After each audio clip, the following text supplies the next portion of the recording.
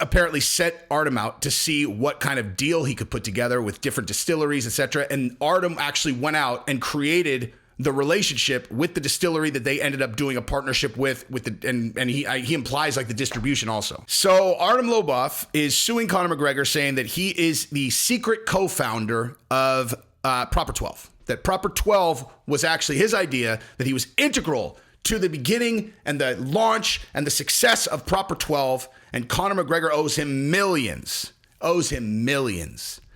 Now, I'm going to admit right out of the gate, when I heard this, I thought it was parody. Okay, 100%. I thought it was a joke. I was like, come on. And it was also supported by the fact that I saw it on the Instagram of Real Fight Talk, which is the funniest Instagram on the internet. Okay, Real Fight Talk. If you haven't checked that out, it is literally the funniest thing ever. He does all these like fake quotes for fighters, and they're so funny, dude. Like, they're so funny. It's one of those accounts that like you could never put your real face on. It's kind of like Libs of TikTok or whatever, where you're like, I mean, I guess now people know who she is, but like you wouldn't want your face on it because that way you can really say some really crazy shit. You know what I mean? And so anyway, but he also has a news site. And so it was on there and I was like, oh my God, Artem is the co-founder of Proper 12. All right, sure. And then I looked it up. I was like, oh, this is an actual real story. Like, what? So, you know, look, I looked under the hood into this thing, and there's a lot more to this story than it sounds like. And this happens to be a category that I know a lot about. A lot. Okay? So I'm going to give you more than you bargained for, because I know a lot about founding companies. I know a lot about the, legal process related to that stuff and all of that. And also I know a lot about this case now. So I'll tell you all about it, and we'll go from there. But before I do, I wanted to just throw this out there. The gentleman's agreement that we make here is if you watch more than one of my videos, you have to subscribe to the channel. If you just watch one, hey, if you're new, dude, you can watch one, give it a run.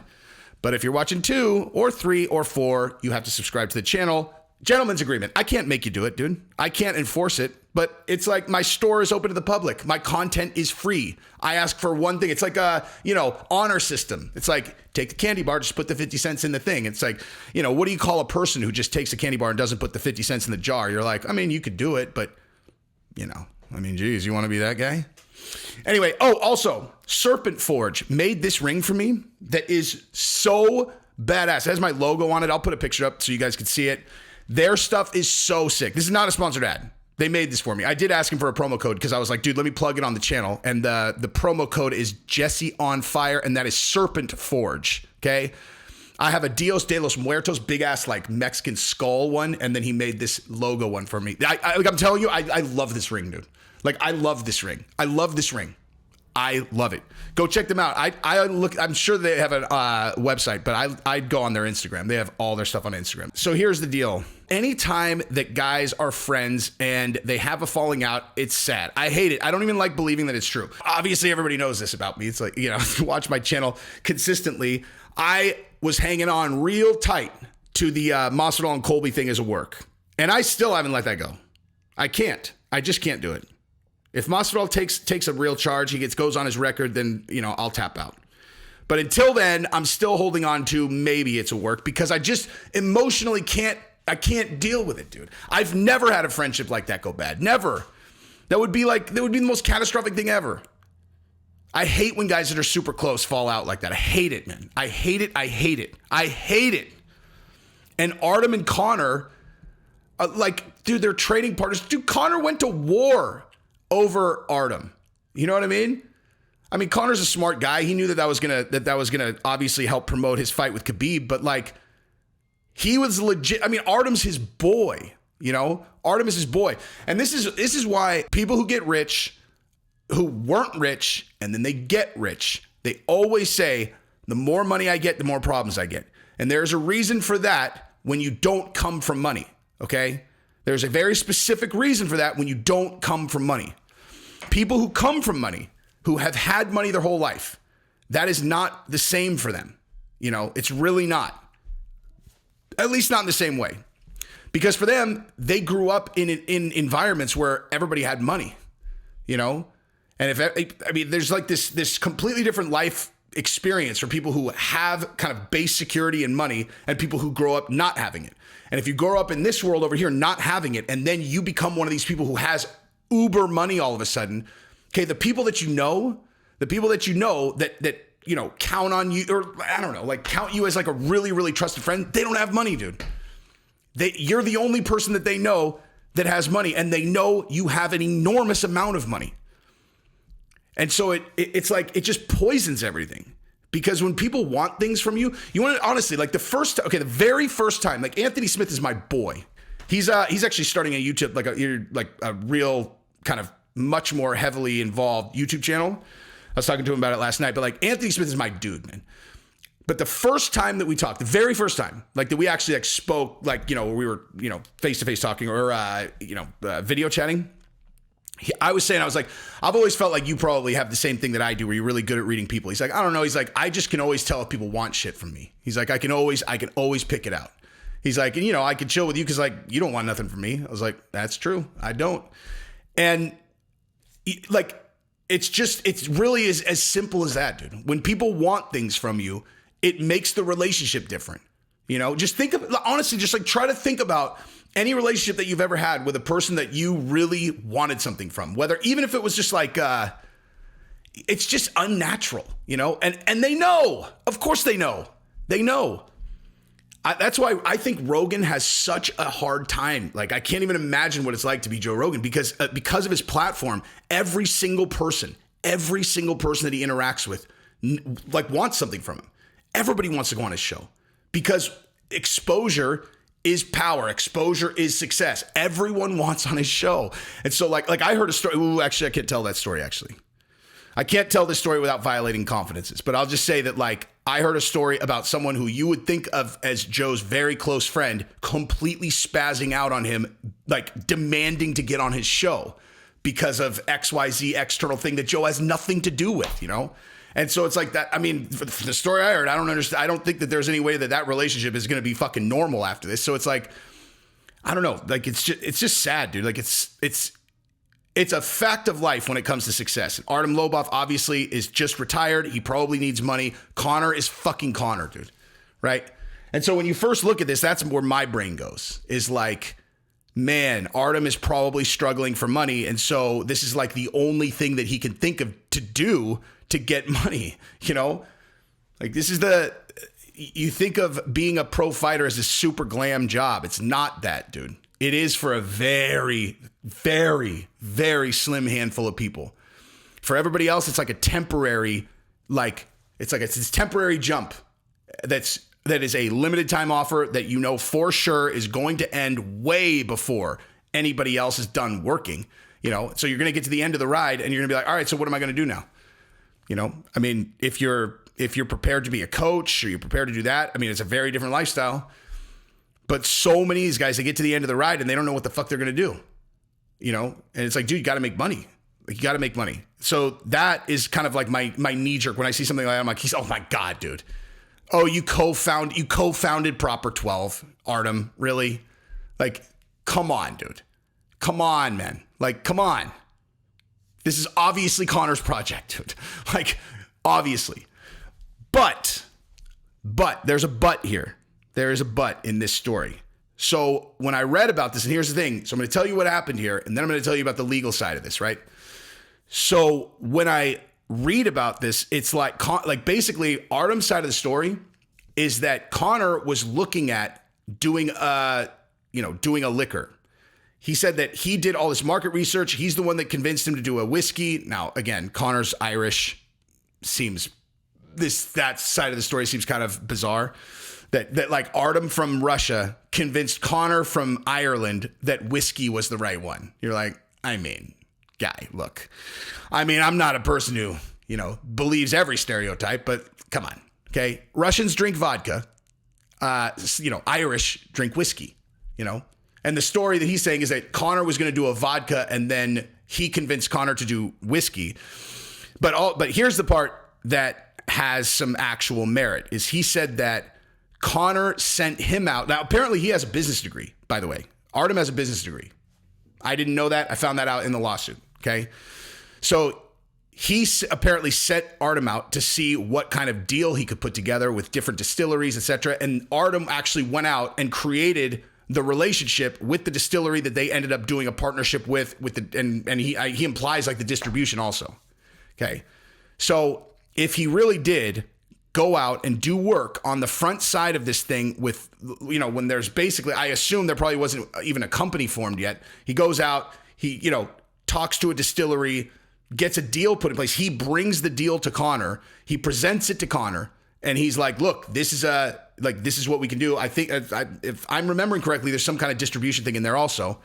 He's like, Conor, this is $1 billion deal, yada, yada. And then Conor moves forward. Okay. He also said that Conor offered him $1 million, which he turned down.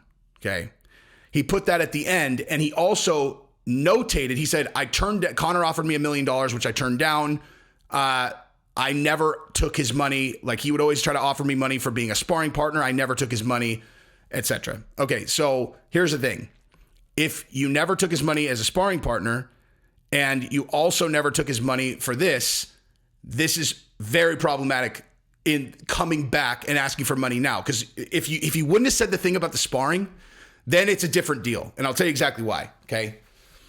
So basically, you've got two things at play here from a legal. Let's just assume that everything he said is completely accurate. Okay. Although I have a really hard time with the whiskey thing, but let's just say that he really did go out, negotiate a deal with some whiskey distillery, go negotiate some distribution, whatever. And he brings it to Conor, and then Conor runs with it from there. Right. Now, obviously, there's a million things to do to make a successful company between here's a distillery that's willing to work with you and here's potential distribution. Like, that's like that, that is nothing. Okay. I just want to make that perfectly clear. That's nothing. Okay. Nothing when it comes to building a successful business. I know it probably sounds like a lot to people who don't understand what it's like to actually build a business. Like, oh, he's the one that set up the deal with the people who are going to make the whiskey. Oh, that's a big contribution. Fuck you. No, it's not. Okay. That isn't shit. Okay. Let me tell you that right now. That is not shit. That said, it's not nothing either. Okay. It's not nothing. So, here's the thing though, no matter what he did, literally no matter what he did, if he didn't have any kind of agreement that he was doing this as a member of this future company, I don't think he has any legal. Now, the only reason I say don't think is because it's in an international court, as far as I understand it. If he's in the United States and he's like, hey, man, this was my idea that I shared with Conor, and I made some phone calls and I, found a distillery that would do blah, blah, blah. And it's like, so I'm a co-founder of the company. They're going to be like, okay, well, was there a company formed? Well, no. Like, all right, so there was no company formed. No. Did you have an agreement with him that you would have some form of a percentage when they did form the company? Well, no. Were you doing it at the time under the understanding on Conor's side that you were going to be a part of this project going forward? Well, no, I was doing him a favor. Then what the fuck are we talking about, dude? I mean, here's what the outcome is you should have told him you wanted to be a partner in this company. You should, if this is true and you went out and did that, you should have from the beginning asked for a percentage of the company. And here's where you come back to the thing about him saying he never took money from the sparring partners, because this is his quote. He said, he offered me $1 million and I turned it down. He always used to offer me money for sparring and I never took his money. Okay. That's the same quote.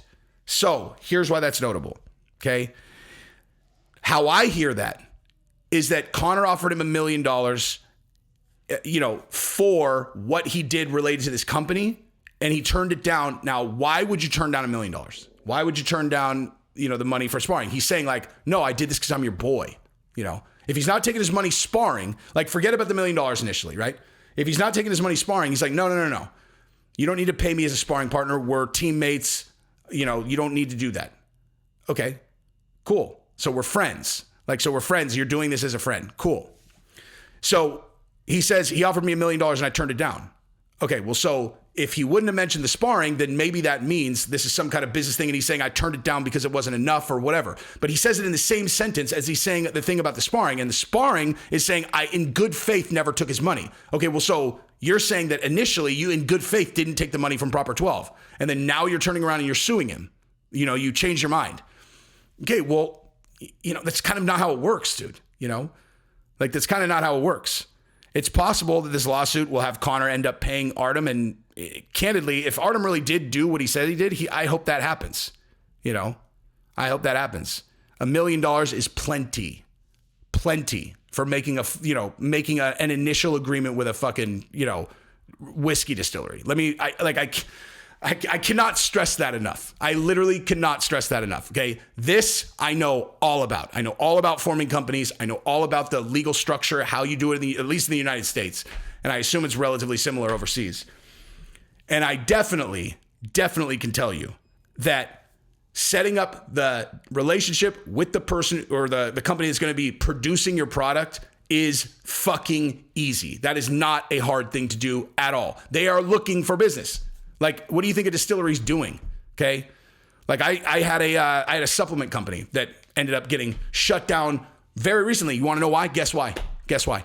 Because the FDA made our primary ingredient not allowed anymore. And so again, people are always like, oh, I can't believe you vote the way that you do. Really? Why don't you talk to me about why, dude? Why don't you stop watching television and assuming that you know why I'm voting why I do, okay? Because I've had companies get deep dicked, multiple, not one, not two, 3, 4 companies deep dicked by the government. Anyway, it's not here nor there. But anyway, so I know, because creating a supplement company, very similar to starting a liquor company, okay? To get your product made, you go to a producer. A distillery is a producer. They can create your whiskey. They have nothing to do with what your labeling's in it. They don't have anything, or well, that's not true. They'll do your labeling, most likely. But they have nothing to do with your branding. They have nothing to do with distribution, most likely. They just produce it. And so it's just like a supplement company. And so going and finding a company that produces supplements and then does the bottling and the labeling that's their job.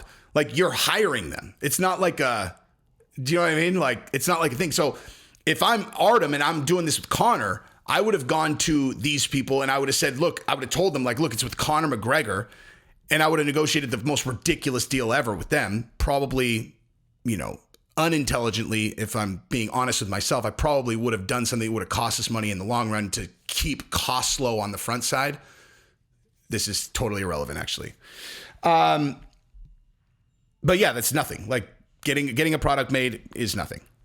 But it's not nothing. I mean, it's nothing in terms of if I don't know what he's suing him for. The only reason I bring it up is if he's suing him for fucking, $20 million, get the fuck out of here, dude. Get the fuck out of here. Because that's another thing I forgot to mention. He's calling himself a co-founder, okay? No, you're not a co-founder, dude. Okay. If you're a co-founder, you are a co-founder on the paperwork. Okay. You're not a fucking co-founder just because you had an idea and you made some phone calls, dude. Like, that's not what a co-founder, that's an agreement that you make with the actual other co-founders and you're on paper, right? Because he's just suing him now. He's a co-founder. He's just suing him now. Get the fuck out of here. Okay. Again, I do hope that this works out for him if he really did do the things he's saying he did. But you're not a fucking co-founder because you would have sued him a million years ago. Anyway, that is what I've got. So, yeah. Happy birthday to me. That's right, you guys. It's my birthday. Love you guys. Peace.